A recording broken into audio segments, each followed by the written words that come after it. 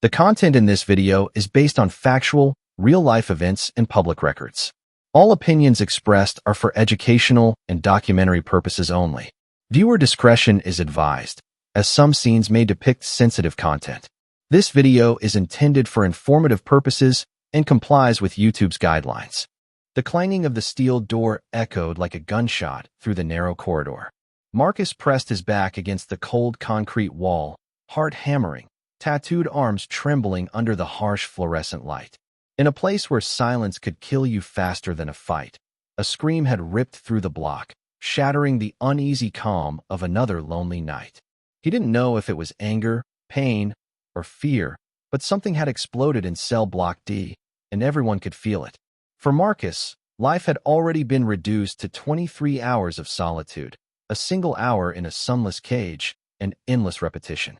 Yet now, that calm routine had been shattered, and he realized, in the pit of his stomach, that anything could happen in ADX Florence. And sometimes, the walls themselves seemed alive, watching, waiting.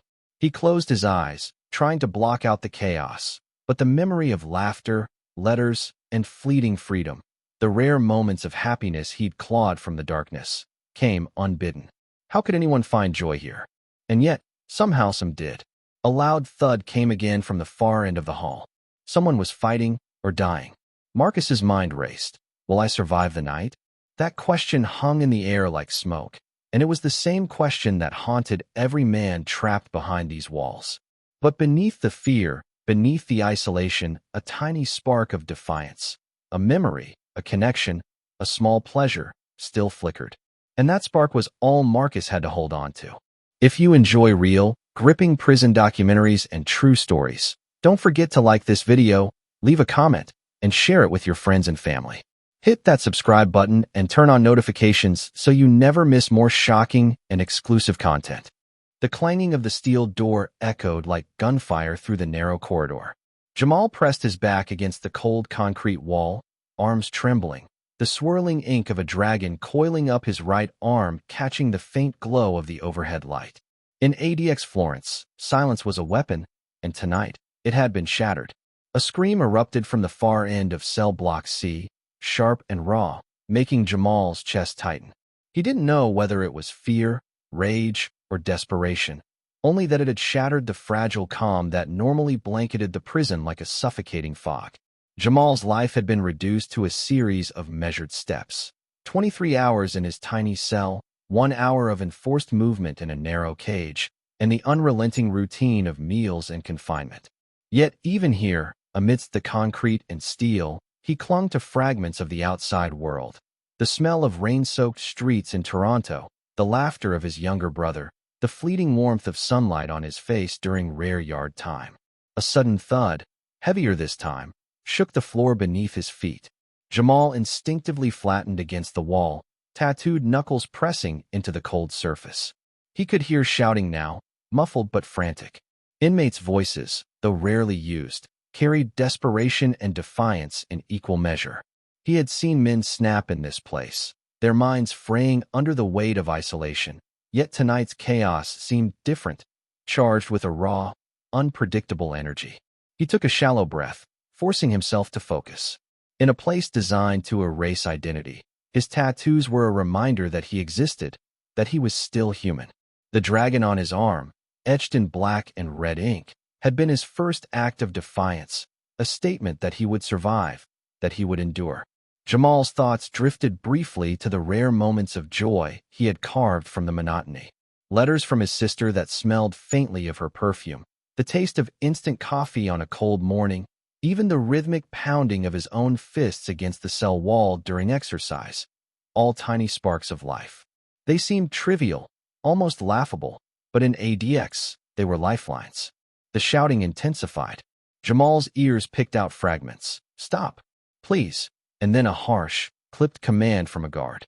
The sound of boots on concrete grew louder, signaling the approach of authority.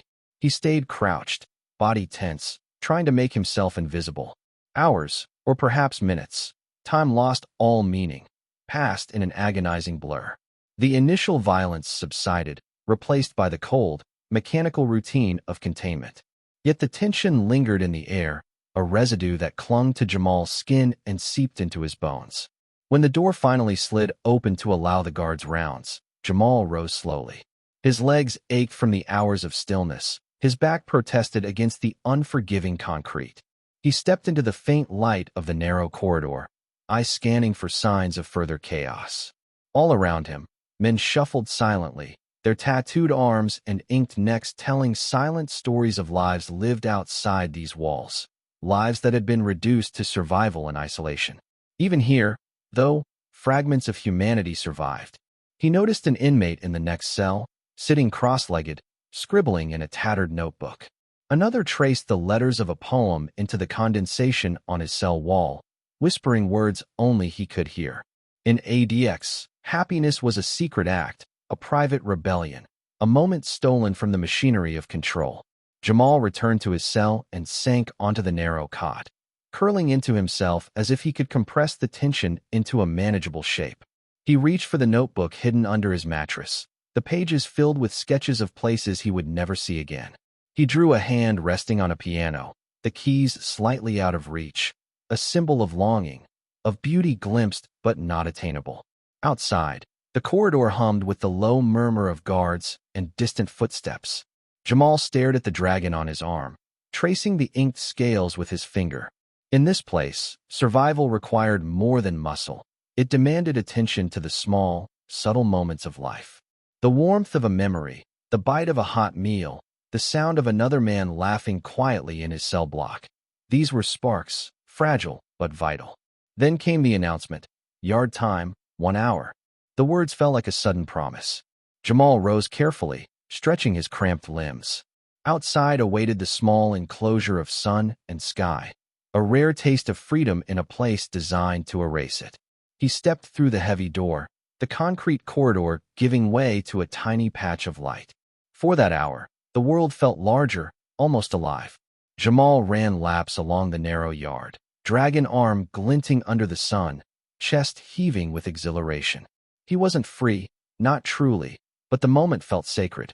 A fellow inmate tossed him a glance, a brief smile flashing across inked features, a small acknowledgement of shared humanity. And then the hour ended.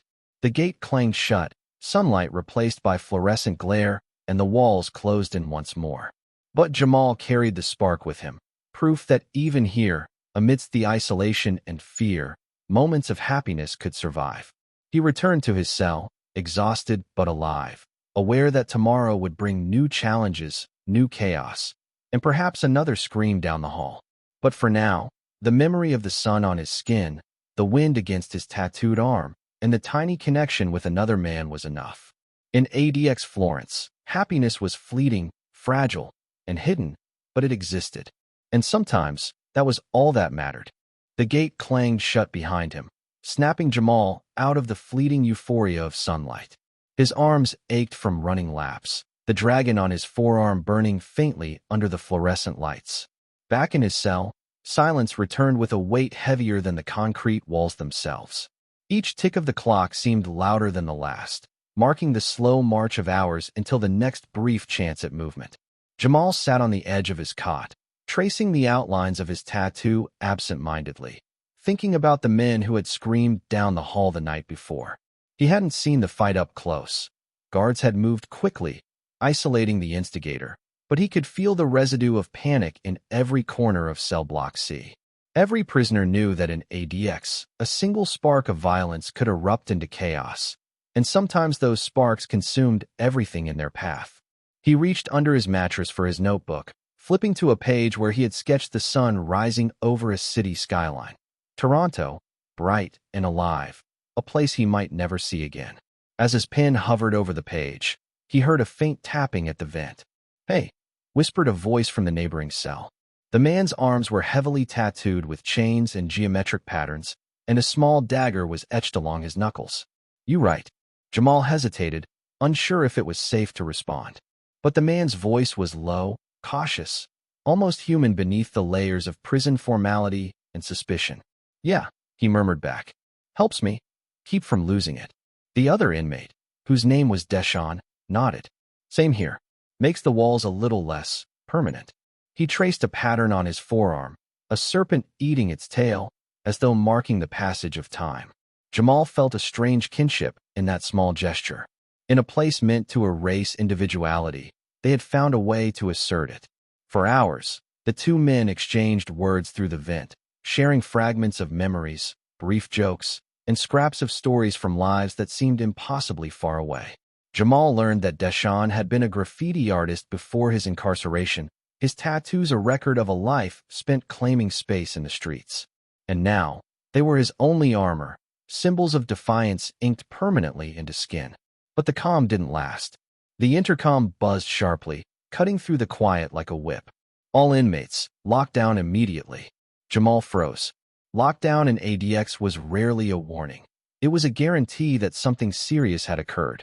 He could hear guards' boots pounding down the hall, doors slamming, metal scraping metal.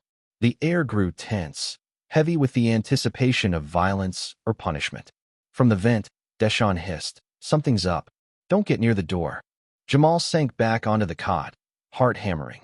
He could hear shouting now, fragmented and unintelligible, but the fear was palpable, crawling through the walls, infecting every cell in the block.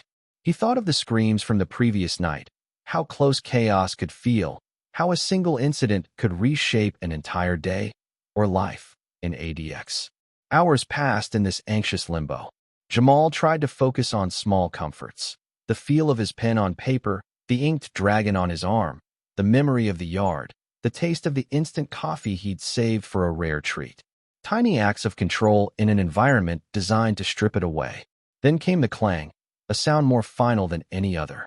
A prisoner in the next block had apparently attacked a guard during the lockdown. The alarms intensified, and Jamal could hear the metallic ring of batons striking doors, the shouted commands, the heavy sighs of men being herded like cattle. Fear mixed with fascination. Jamal's mind raced. He had always known that ADX was unpredictable, but witnessing the real consequences, the tension, the violence, the fear, made survival seem almost miraculous. By the time the chaos subsided, exhaustion had settled over the block like a thick blanket. Jamal lay flat on the cot, listening to the distant hum of fluorescent lights. Yet beneath the fear, beneath the lingering tension, he felt that spark again, a reminder that small joys existed, even here. A letter from his sister, a doodle in his notebook, a whispered conversation through the vent. These were acts of rebellion against a system designed to erase hope.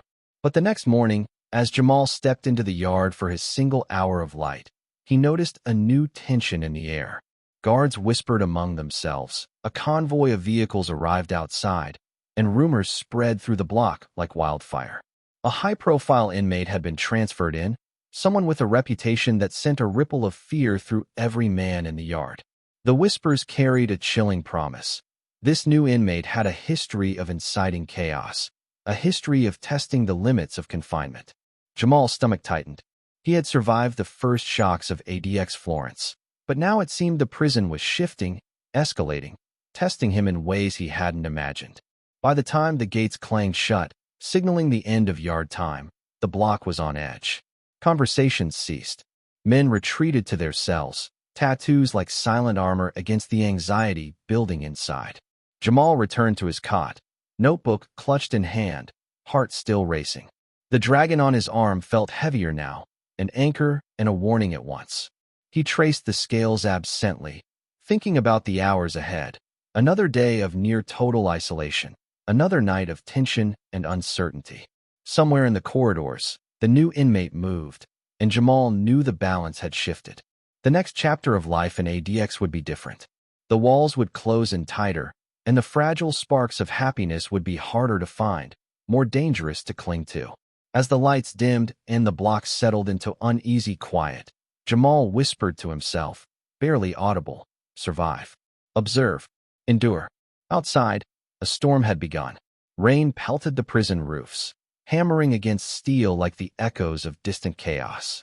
And somewhere in the heart of ADX Florence, a new force was moving, bringing with it uncertainty, fear, and the possibility of the next explosive moment that would shatter the fragile calm once again. The storm outside had transformed the courtyard into a blur of gray and steel, the rain drumming a relentless rhythm against the tiny patch of concrete the inmates called yard. Jamal sat on the edge of his cot, staring at the dragon etched across his arm, the ink seeming to ripple under the fluorescent lights. He could hear the new inmate moving in the block, his presence like a shadow stretching across the hearts of men who had learned the language of fear. By mid-morning, the corridors hummed with the quiet urgency of preparation. Guards whispered commands, doors clanged, and prisoners adjusted to the unspoken tension that had settled like smoke in the walls. Jamal noticed that Deshaun had grown quieter too, his serpent tattoo coiling around his forearm as if marking each heartbeat, each tick of time in this place where time had no mercy. It wasn't long before the first incident occurred. A distant clang, followed by shouting, sent a shiver through the block. Jamal pressed himself against the cold wall, inked knuckles digging into concrete, as he watched the shadows shift through the bars. The new inmate, a man called Tyrone, was not subtle. His reputation had preceded him, an expert at pushing boundaries, testing isolation, forcing men to confront themselves. Tonight, Tyrone's presence was a spark, and Jamal knew sparks in ADX could ignite uncontrollable flames. Hours passed in a tense blur. Jamal and Deshaun exchanged glances through the vent, communicating silently. Every sound outside their cells, footsteps, the scrape of metal, a cough, a door sliding, was amplified in their minds. The storm outside mirrored the storm within, chaos and anxiety, punctuated by rare moments of quiet. During one such lull, Jamal allowed himself a small rebellion. He opened his notebook and began sketching the skyline he had memorized from childhood, the buildings leaning and jagged in his imagination, but alive. The act was a defiance against the monotony, a reminder that somewhere, beyond the walls, the world continued. He traced the shapes with care, savoring the rhythm of pen on paper, the sense of control in a place where control was nearly impossible. Deshaun tapped on the vent, his eyes flicking toward Jamal's work. "Not bad," he whispered, almost like it's breathing again. Jamal managed a small smile, the tension in his shoulders easing for a moment. That brief connection, the shared humanity in a place designed to strip men of it, was a fragile spark, but one worth guarding fiercely. The storm outside intensified, the rain now a relentless drumbeat against the prison's concrete. Guards' boots echoed through the corridors with heightened urgency.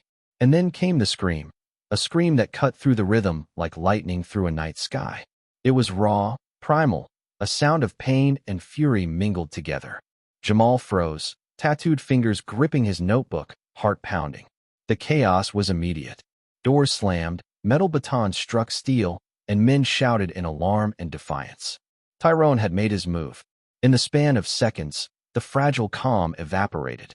Jamal's instincts kicked in. He flattened against the wall, eyes wide, listening as the block erupted into violence. Through the vent, Deshaun hissed, "Stay down. Don't even breathe if you can help it." Jamal obeyed. The notebook clutched to his chest, breathing shallow. Outside, Tyrone's presence dominated the block. Every movement seemed calculated, designed to instill fear, to push men beyond the brink of their endurance. Guards struggled to contain him, shouting commands, striking doors, herding men like cattle through a maze of concrete. Hours stretched into an agonizing eternity. Jamal's mind raced, cycling between memories of sunlight, letters, and the faint taste of coffee to anchor himself. Each fragment of past life, each stolen joy, became a lifeline in the storm. The dragon on his arm felt heavier now, almost alive, marking every heartbeat in this endless crucible of fear. Eventually, the block quieted. Tyrone had been subdued, restrained in a way that left the air thick with tension and uncertainty. Yet the impact lingered. Men sat in their cells, drenched in adrenaline and fatigue, hearts hammering in a chorus of shared survival. Jamal exhaled slowly, his gaze falling on the notebook once more. He traced the jagged skyline, feeling a strange gratitude for the small act of creation that had kept him sane amidst the chaos. But ADX Florence was never done testing its prisoners. As the storm subsided outside, a new tension entered the block, a health inspection, a sudden transfer order, rumors of another high-profile inmate arriving the next week. Jamal and Deshaun exchanged looks, both understanding silently that survival here required more than caution. It demanded awareness, adaptability, and the ability to find strength in fleeting moments of joy. Later that evening, as the lights dimmed and the block settled into uneasy quiet, Jamal allowed himself a small indulgence. He opened the vent, passing a folded note to Deshawn with a sketch of Tyrone restrained, the chaos captured in stark lines. Deshawn's eyes widened briefly, and he nodded in acknowledgement. For a moment, they shared something beyond fear, a memory of control, a fragment of triumph in a place designed to erase both. But just as the tension seemed to release, the intercom buzzed sharply. All inmates, secure your cells immediately. Incoming transfer. The words fell like a hammer, and Jamal's stomach tightened. Another unknown, another test, another spark that could ignite disaster. He clutched his notebook, tracing the dragon's scales, knowing that tomorrow, or tonight, the balance in ADX Florence would shift once again. The announcement echoed through the block, sharp and final. All inmates, secure your cells immediately. Incoming transfer. Jamal's heart sank. Another unknown force was about to enter a world already saturated with tension, fear, and the fragile sparks of survival. He pressed his tattooed hands, the black and gray phoenix rising from his wrist, against the wall, trying to steady his breathing. Deshawn's serpent coiled tightly around his forearm as he leaned closer to the vent. They're bringing someone new, he whispered. And you know what that usually means. Jamal didn't answer. He had learned that words were often unnecessary in ADX. Observation, timing, and restraint mattered far more than speech. He sat on the narrow cot, tracing the phoenix's wings with a finger, letting the familiar inked design anchor him in the chaos that always seemed to hover just beyond the walls. Hours later, the metal doors clanged, announcing the arrival of the new inmate. Rumors had spread through the block. This man had been incarcerated for years, notorious for manipulating situations and provoking other inmates. Jamal and Deshawn exchanged a glance, each understanding the unspoken rule: observe first, react second. The new inmate's arrival was immediate and intense. The guards escorted him through the corridors, his presence magnetic, even in restraint. Tattoos covered his arms, his neck, and his hands, each mark telling a story of defiance, survival, and claimed territory. The men in the block instinctively shifted, some withdrawing, others watching with a mixture of fear and fascination. For Jamal, the first few hours were a lesson in observation. Every footstep, every glare, every movement was a signal, a way to predict what might happen next.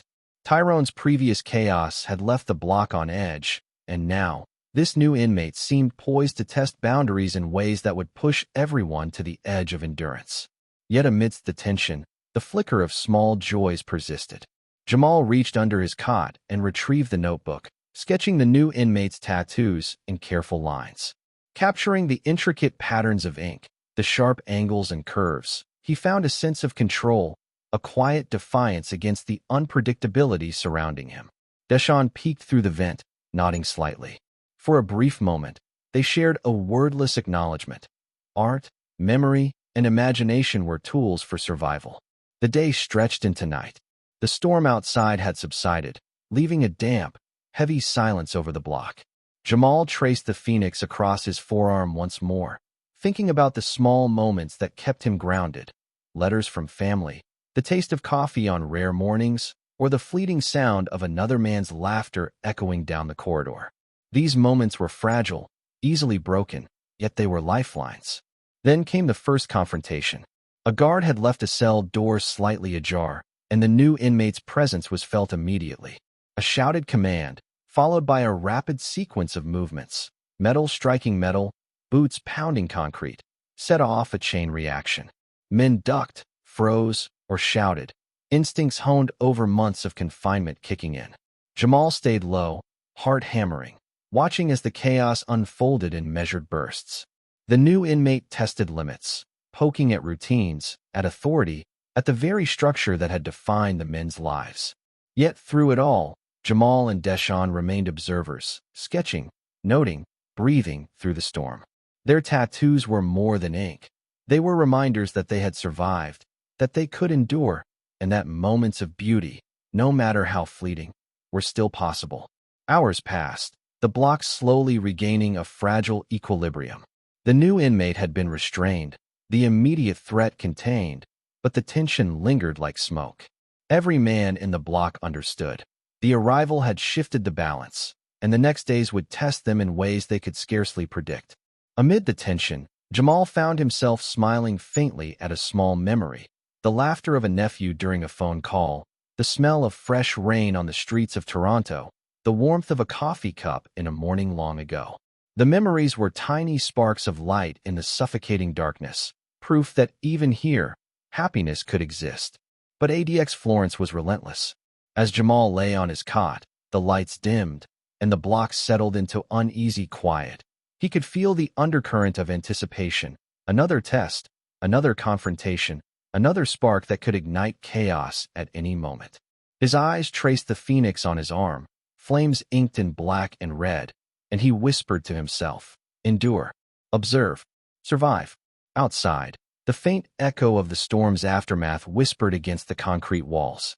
Jamal knew the balance had shifted, that the block's fragile rhythm had been disrupted, and that the next event, inevitable, unpredictable, would push every man to confront the limits of isolation, fear, and the rare flickers of joy that persisted against all odds.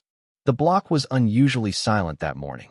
Jamal sat on his cot, tracing the phoenix across his forearm, each feathered scale a reminder of survival, of endurance, of defiance against a system built to erase humanity. The new inmate, whose name he had learned was Malik, moved through the block with a controlled intensity, his tattooed arms like banners of warning. Every step he took seemed to bend the air, drawing attention, commanding space, even in restraint. The tension was palpable, pressing against Jamal's chest with every breath. He had survived fires of chaos before.